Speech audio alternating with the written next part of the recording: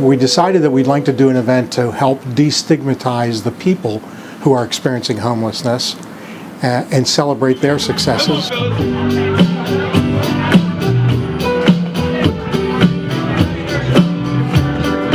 In the 2 short years since we created this event, at least a dozen cities like Miami, Baltimore, and Portland will be holding similar events already this year, with the expectation that it will spread to maybe 100 cities in a very short time.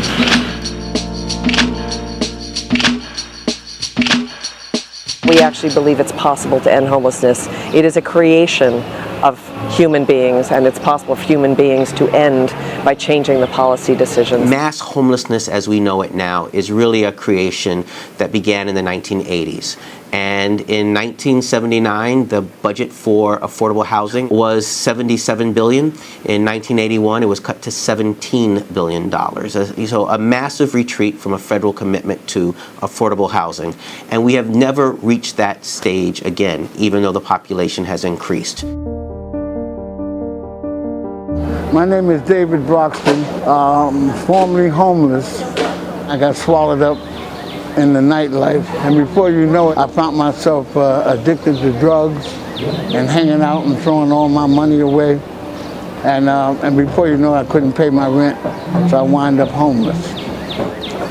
I was discovered that I had cancer, prostate cancer, and I was just about ready to give up hope.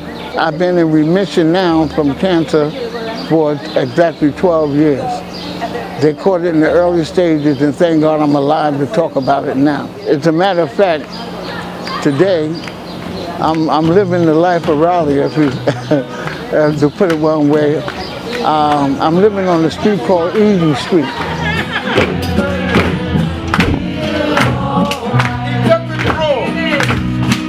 I'm being presented an award this afternoon for my perseverance for my housing success just by hanging in there, fighting for a house.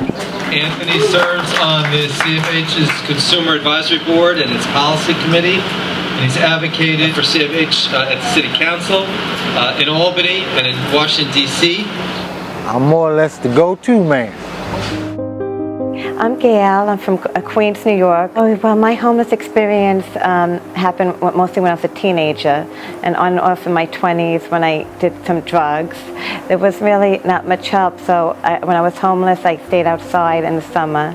And in the winter, I tried to stay with family and friends because I was prone to getting colds and the flu a lot. Gail's overcome both homelessness and some major health challenges, and became a care for the homeless peer leader.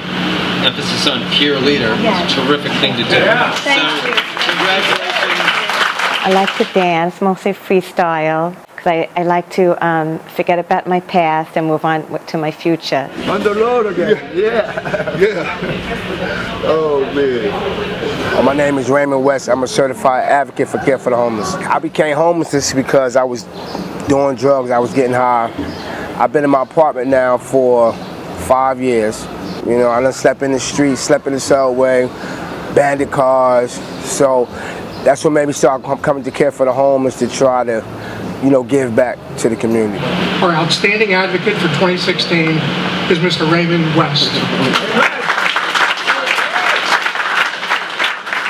I just came from Portland, Oregon for 4 days doing a health drive.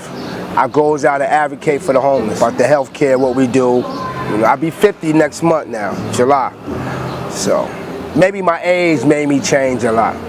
I can't run like I used to in the street no more. Bones get old. Ending homelessness means we have more housing. We subsidize all housing. Everybody gets subsidies in their housing, and we just need deeper subsidies. If you have a roof over your head, it takes care of a lot of the other issues that create homelessness.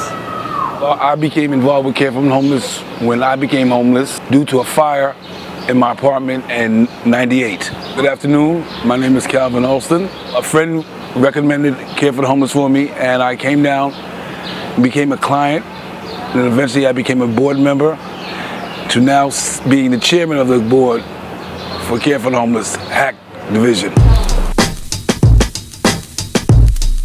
We have a mobile unit that I work on, and my job is to go get the people and bring them aboard the bus. And we have a physician that can check them out, but we also have a receptionist that will help them get health insurance if they need it, plus the HIV testing and hepatitis C testing.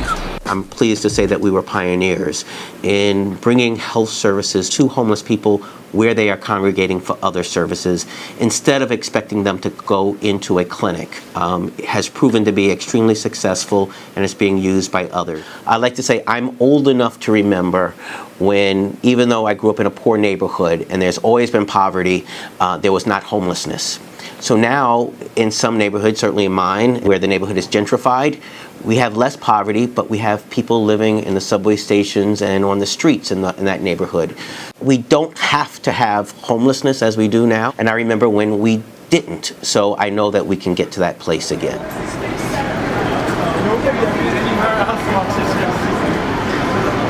Just the other day, last week, I was informed by the city agency that I will have housing.